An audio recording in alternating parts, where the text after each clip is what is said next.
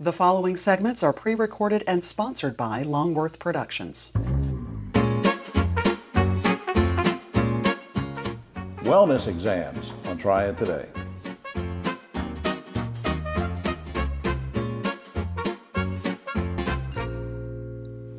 Hello everyone, I'm Jim Longworth and welcome to another edition of Triad Today, coming to you once again from the beautiful Cedar Botanical Garden in Kernersville. We'll tell you more about them later on, and later on is when the roundtable shows up and we'll get into Lord knows what kind of controversies with those guys, so stay tuned for that. But look, throughout the show, great guests, important information, including the discussion about Medicare wellness exams, all that and much more. Where we want to start, though, is being careful around school buses.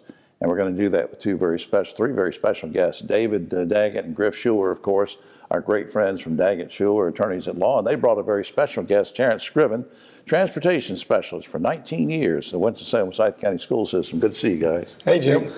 David, let me start with you and Griff, then I'm going to shift over to Terrence for a second. David, how prevalent are traffic violations around school buses, and what can we do to abate the problem? Well, it's interesting. I did research, and it shocked me that the estimates are 43 million times a year a school bus gets passed inappropriately. When it stopped. When it stopped? Yeah. By a car? I mean, it's just shocking to me. Yeah. But because those numbers are so high, what it tells me is we need to educate the public and make sure the public is aware of what the laws are, and particularly what the safety concerns are regarding our young people. Griff, I'm going to go a little out of order with this, but I'm just thinking, I thought I'd ask you just to remind parents at home, what advice do they give to their kids who have to wait for buses and board those buses? Well, I think one of the biggest things is to tell them to be aware of their circumstances, aware of the surroundings. Particularly, a lot of kids in the early morning are waiting at the bus stop when it's dark. So try to wear clothes that reflect, things like that, and make sure you're away from the road, standing on the sidewalk, and you're aware of the cars. And obviously, the parents themselves, it's good if they have an understanding of the rules of the road as it applies to buses. Well, since you mentioned that, you got some posters. We have some graphics. We'll show you there. Maybe Terrence can help me. We got two boards sort of here. Hold those. But I mean, what are we seeing there, guys? Okay, we're looking at a two-lane road here. Anytime it's a two-lane road, just stop. If you're not sure, just make sure you stop. Okay. So whenever you have two lanes, you have to stop. Whenever there's not a barrier between lanes, you have to stop. So even if there's two lanes, you stop, but not if there's a barrier. Correct. So there's no barrier. So in example 1, 2, and 3, everybody stops both ways. I got you. Okay. Now I'm straight. All right, now what's the next one? These are the ones that get confusing to people, and I think these are really, really important. And that is the first one there at the top. I'm having a hard time setting that down. The first one there at the top, this is where you have a solid barrier between the lines. Right. The lanes. And so where you have a solid barrier, if you're coming the opposite direction, you can go. Anything coming your way, stop. Okay. All right. Always, if you're coming the same way as a school bus, stop. Terrence, what's your number one priority when it comes to kids and school buses? You can go ahead and put that down. That's fine. Okay. What do you think, Terrence? What's the one thing that we need to know? So we want to make sure they're safe, first of all. The last thing we want to do is hear is that one of our children's been hit by a car. So safety is definitely number one. Yeah. Okay. We just can't emphasize it enough. I mean, what's the penalty? We only have a few seconds left, Dave. What's the penalty for if you don't stop?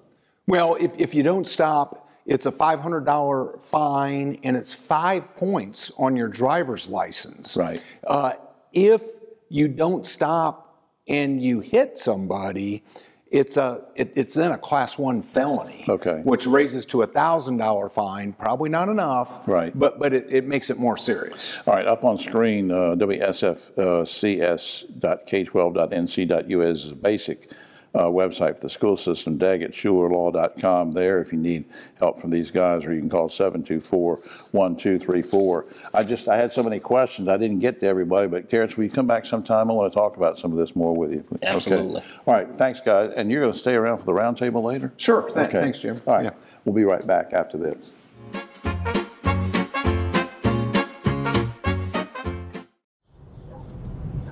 You know, it's hard to believe the Safe Sober program has been going strong for over 30 years. And over 600,000 students have made the pledge to stay safe and sober on prom night.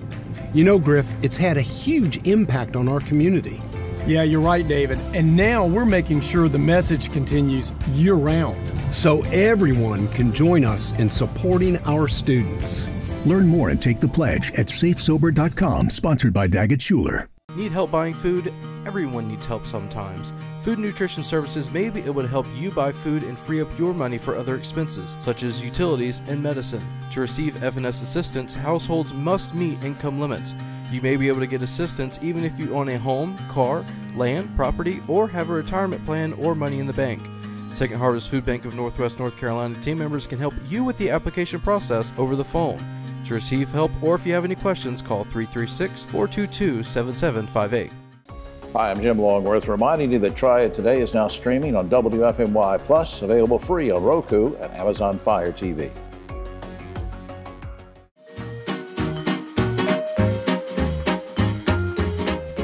Back now on Triad Today, and normally when we say the two words community college, you don't immediately think farming and agricultural education.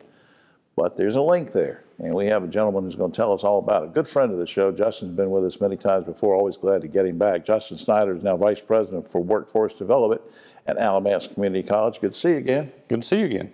Tell me about you sent me an email one day talking about the Covington Education Center. Now, where is that? What's that all about? Yes, sir. So we have it's a 47-acre farm in Mebane, North Carolina, about 5 miles from our main campus, that really is designed and dedicated to encouraging agriculture and agriculture-related careers in Alamance County. So, I mean, do you have a specific curriculum now, or that you're going to build, or that you're going to piggyback off of for the college, or what? So we actually have a number of programs that will utilize the farm. As we've talked before, we've got a horticulture program, long-standing horticulture program, right, that really is the foundation of that farm. But we've also got an ag animal care management program. We've added 3 additional ag related programs and are getting ready to start a vet tech program. So really that farm has allowed us to take our agriculture offerings and really grow them to meet needs of the community, both in Alamance County and surrounding areas. Yeah, and we talk so much about vocational opportunities and technical opportunities and in the health field and everything that people can get going to Alamance Community College and other community colleges. But we seldom, sometimes we forget how big an industry the agriculture still is in this state. Yeah, so agriculture is the #1 industry in North Carolina still, and again, we all eat every day. We all enjoy the beauty of agriculture. With our setting here today. Yeah. But so it's something that was a part of all of our lives, but we don't think about it many times as a career option. Now, you also in an email you sent me talked about how the students get hands-on learning when they go to the farm and out at the Covington Center. Give me 1 or 2 examples of specific things they might learn. Yeah, so we've got a functioning small vegetable farm that's out there. We have a nursery growing ornamental trees and shrub for the landscape trade. And then we're also growing, raising chickens at this point. So we're doing some meat animals. How's that go? Now, are you going to sell the chickens, or what's the deal? So really everything that's produced at that farm is then used back on campus. So our fruits and vegetables are used to meet some hunger insecurity issues, and same as our chickens, they're used within some of our culinary programs. What are the future plans for the farm? Any kind of expansion or development of things? What's going on? We're really excited. The sky's the limit. We've got, again, 47 acres of a blank slate. We've got a master plan that includes 4 or 5 classroom buildings, an event barn, a small animal barn. So we should have live animals, we should have plants, walking trails, all kinds of things to make this really a great place in the community. How do you think that having that kind of a program and that experience benefits students overall? So really the key for the community college is hands-on learning. So this gives our students the ability to take what we're talking about in the classroom and go out and do it. They're going to be running a farm, they're going to be growing animals, they're going to be working with animals. So it really gives them that real-world experience, right in their backyard. And I circle back to that phrase we were talking about, hands-on experience. I'd be remiss if I didn't give you a chance just to list 2 or 3 or 4 other areas, other types of curriculum that continue to give students hands-on that can lead to good jobs? Give me an example. Yeah, so we've talked before about our welding program, our advanced manufacturing. Obviously, with the changes coming here in the community and in the Piedmont Triad with Toyota and things, we're doing a lot of work to meet the needs of those workforces, both in Alamance County and beyond. Right, and I think it's a real testament to you guys over there preparing people to go right into the workplace almost from day one, right? Yeah, we do both short-term training where someone can come in and spend a few days with us to a couple of weeks and get a job, or they can do a 2-year associate degree. So really, if they come to us, we're going to find a way to help them get a new job, better job, or advance their current career. All right, up on the screen, the general website is alamancecc.edu. That's alamancecc.edu, and that will take you can go to different portals and find out about different curriculum and things like that. Justin, so good to see you again. It's been a while. Will you come back soon? Yes, sir. Thank you very much. Thanks a lot. We'll be right back after this.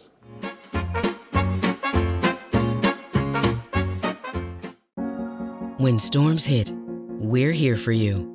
With new grid technology that can reroute power to avoid outages, and better communication to keep you in the know.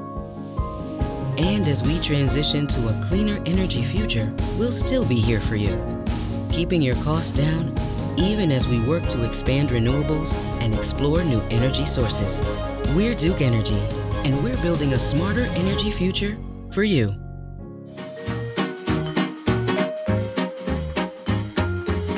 Back now on Triad Today. We're always glad when we can spend a few minutes with Kevin Baker, who keeps things going at PTI, Piedmont Triad International Airport. And we're going to find out about all sorts of things going on out there. Welcome to the show, sir. Thanks, Jim. Good to be here again. Did you fly in here to the garden? No. I drove very quickly. Yeah. Let's talk, before we get to some other things related to economy and whatever, let's talk for a moment about some of the charitable activities that have been going on and around PTI. First of all, the Runners on the Runway event. What was that? Yeah, so we just had our Run on the Runway. It's an annual event that we do, and I've been doing for the last 14 years, I believe it is. And the proceeds of the run all go to the food banks for the Triad area food banks. Of course, we're a regional airport, so we're supporting the food banks in Winston, Greensboro, and High Point. And this year we had more than 1,500 runners, and generated about $130,000 worth of money that will go to those 3 food banks. Yeah, it's really become an important part, I believe, of all 3 of those food banks' annual budgets. Because it's such a significant gift that they get every year from these runners and from our terrific sponsors. We've got sponsors who've been with us for a long time and really just do a wonderful job. We, as we film here at the Garden, we have guests, a lot of guests come in from the Greensboro side, and they'll comment, and especially when they know that you're coming on the show, and they say, hey, seems like every week something's going on at the airport. There's new construction, always something going on. Give me a sort of an idea of example of new construction that might be going on and what that means in terms of jobs. Well, there's new construction everywhere. In fact, we were just talking about the Run on the Runway. It was really an opportunity for a lot of those runners and the public to get up on that runway and actually be able to see very closely some of the construction going on, for instance, for the Boom supersonic plant, which is now coming up out of the ground, vertical construction underway. I'd like to know the number of pieces of equipment we have on the airport right now. I don't know what that is, but there's work going on in various places around the airport, and really a whole bunch of progress recently. Yeah, you mentioned Boom. Now, what about that Boom hangar and what's going up? How many jobs are you predicting that will ultimately result in? Yeah, so Boom's predictions is that ultimately they'll get to 2,400 employees, I think initially 1,750. And again, that building is now, coming out of the ground, and they hope to have that done sometime the end of next year.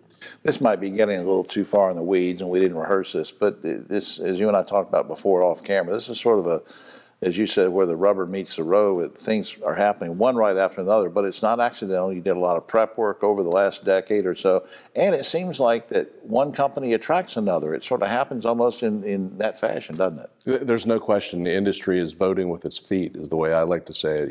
You go all the way back to Cessna, Timco at the time, which is now HAECO, right? Honda, FedEx, and now Boom, and others. We've got a number in the pipeline right now, and I think we're going to hit some of those. I think that the industry watches, and they say, well, if big names are picking this area for all the right reasons, we need to look there too. You emailed me one day and said, before we lose time, you emailed me one day and said that there are several companies out there that not just projecting jobs, they have job openings right now. You want to mention very quickly anybody? Yeah, I think Honda has announced recently that they've got positions open, same with Hayco. I would encourage anybody who's interested in this industry to go out and look at the websites for all of these companies. Right. Now, up on screen, speaking of that, go to www.flyfrompti.com. That's the general website. You can find out everything from schedules to everything else. And we also still have ambassadors out there that volunteer at the airport and all sorts of ways you can get involved. But Fly from PTI. That's what the website says. That's what we want you to do, Fly from PTI. Thanks for being here, Kevin. Thank you, Jim. All right. We'll be right back after this.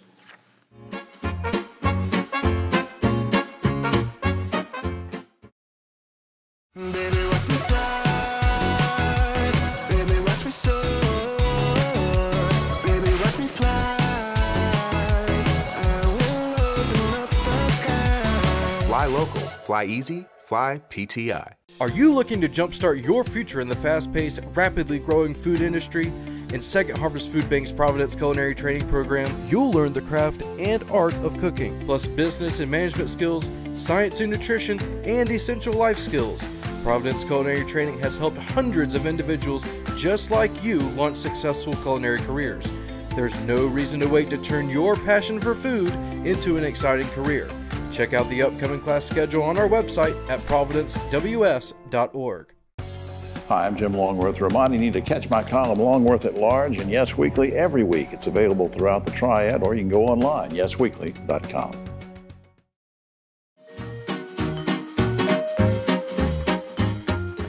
Back now on Triad Today, and a lot of times I start to interview somebody and I say, which is the truth, I don't know much about this, but let's learn about it together. This time I do know some things about this because we're going to talk about Medicare wellness exams. You can see from my age I've been through those. However, I'm going to learn more about them with our special guest. First-time visitor to the show, Dr. Ted Toborg. He's a physician with Novant Health Premier Medical Associates in Winston-Salem. Good to see you. Nice to be here. We all know about having physical exams every year, whatever, but now tell me, how are these Medicare annual wellness exams different? There's several differences. Number one, insurance coverage. Most insurance will cover a physical exam for most people at all ages. Medicare does not actually pay for a physical. A lot of people have a Medicare Advantage plan, and that does cover a physical. So it's important to know what kind of coverage you have before scheduling a physical, just to make sure you're not stuck with the bill. Yeah, and people over 65, like myself, that sometimes we'll go in for a regular exam, and then maybe later in the year we do a wellness exam under the Medicare thing. Right. You think that's a pretty good idea, right? I do.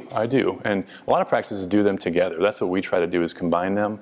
The annual wellness visit, a big difference is there's no physical examination involved, and there's also no blood work involved. Right. So it can potentially be done as a video visit. We have done that before. Registered nurses can actually perform these, anybody with a registered nurse license or above, and both of them can be performed by a medical provider like a physician or a physician assistant. Yeah, there are a lot of questions you and I were talking about before we started rolling tape about the kind of questionnaire and things, but that's good too, because as you get older, you want people to sort of keep in touch with you and the doctors to check on you, right? Mm-hmm. How long have you been doing these Medicare wellness exams, and how do you think patients have benefited from them? I believe 2011 is when they started, so we've been doing them ever since the beginning. And I think I found, honestly, I wasn't really excited about doing them in the first place, because it was kind of one more thing that we had to do. Paperwork. We're already busy. Right. But I found over the years, you just get a lot more information than you would at a regular visit or at a physical. There's a lot of screening questions. That's basically what the annual visit is. It's answering a bunch of screening questions. There's a functional screen, looking to see who do they live with, are they able to do their activities of daily living independently, or is there assistance that's needed, mental health screening for cognition, possible early dementia, depression, risky behaviors. That goes to the whole prevention thing and diagnostics. It gives you another tool to try to figure out if anything needs to be done, right? Yes, exactly. Speaking of that, why is it important for elderly patients, when they're doing a wellness exam, to have a family member or friend with them when they come in? Why is that important? Yeah, there's a lot in these visits. They don't necessarily take a long time, but there's a lot of questions. And it can get overwhelming for some people. And we know that people remember about 2 or 3 main points of what we talk about. So having another set of eyes, another set of ears there, that maybe somebody can be taking notes, asking some questions for the patients, maybe even having some questions ahead of time. A close friend or a family member. A lot of my patients have an adult child with them, which I think is perfect. You know, somebody that knows them, it's invested in their health, and then we can have a good conversation, have a good prevention plan from the visit. A few seconds left. We didn't plan on, I will just surprise you with this question, but since you and I just met, very quickly, who or what led you to a career in healthcare? Good question. I was kind of thinking about that coming over here. I can't point to one specific thing.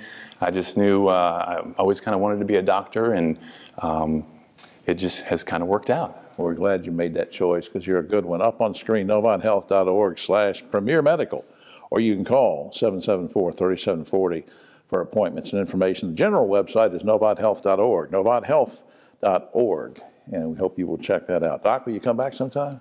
Sure. We'll do the exam right here. Okay. All right. We'll be right back after this.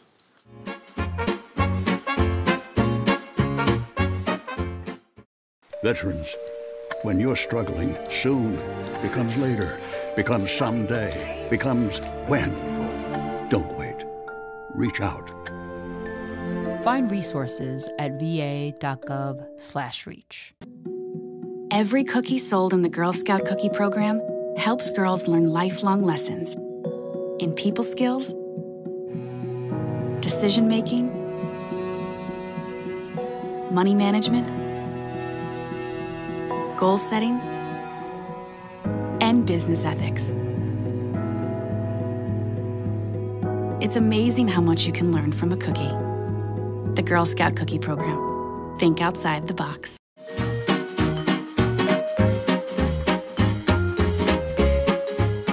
Back now on Triad Today, just about time for the roundtable with a quick shout out to our good friends here at Senior Botanical Garden in Kernersville. Come out and visit the garden. You can go to the website, see what's going on. You can rent the facility. It is a great place.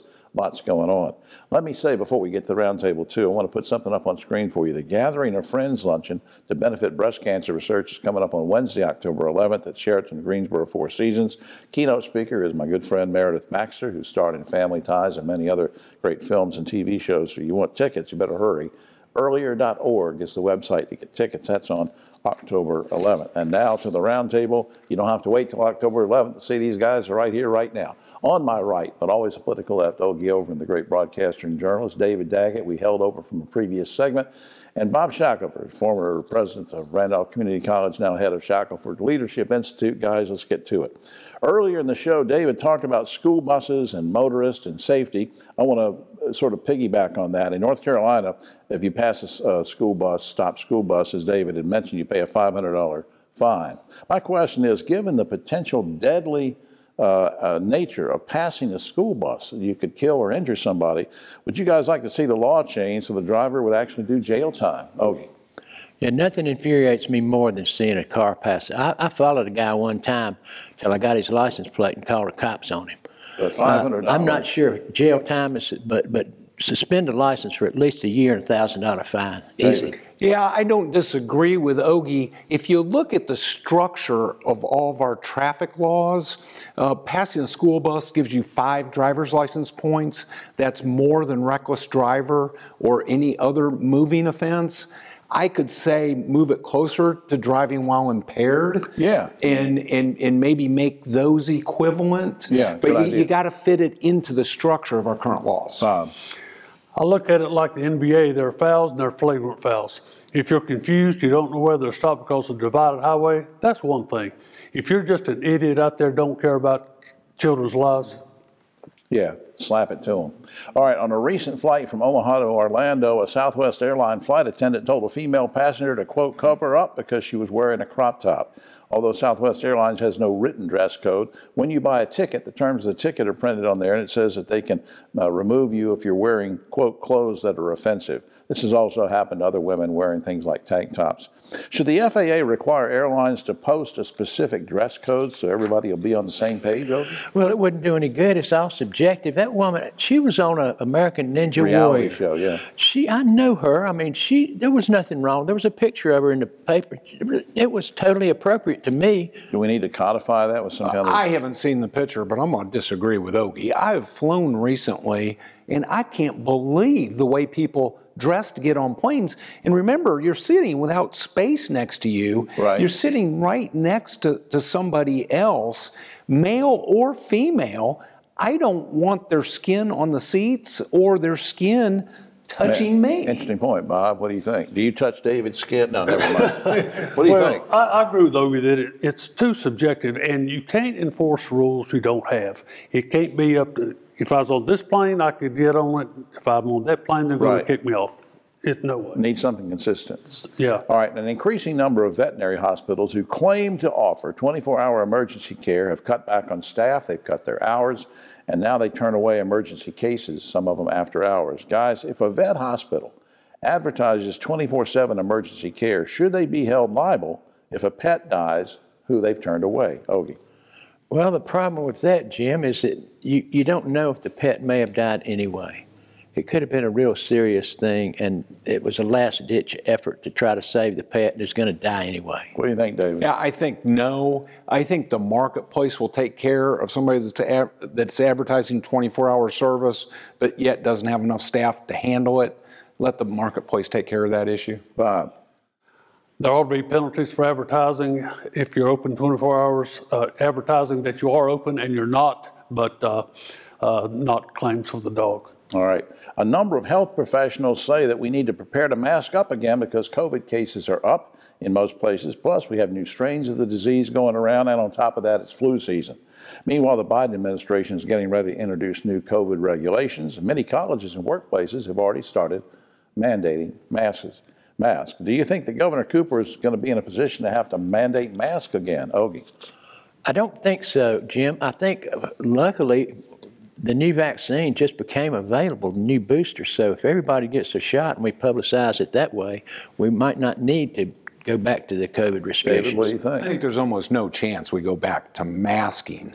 Now, each individual should take appropriate responsibility based on the current status of the disease. For example, if we have a bad flu coming through our office, we make sure that we act appropriately and have appropriate standards. Right. And it's the same thing with COVID or any other disease. What do you think quickly, Bob? I agree with Ogie. I think the vaccinations are sufficient. I get all mine and will continue to do so. All right. Finally, an article in Oprah magazine says if you're experiencing burnout, you should give up one of your activities. Guys, if you were burned out, what one activity would you give up, Ogie? Work. Just in general. David, what activity would you give up? I don't get burnt out. I love all my activities. Yeah, but if you were, I'm just going to keep rolling. Bob, what would you give up?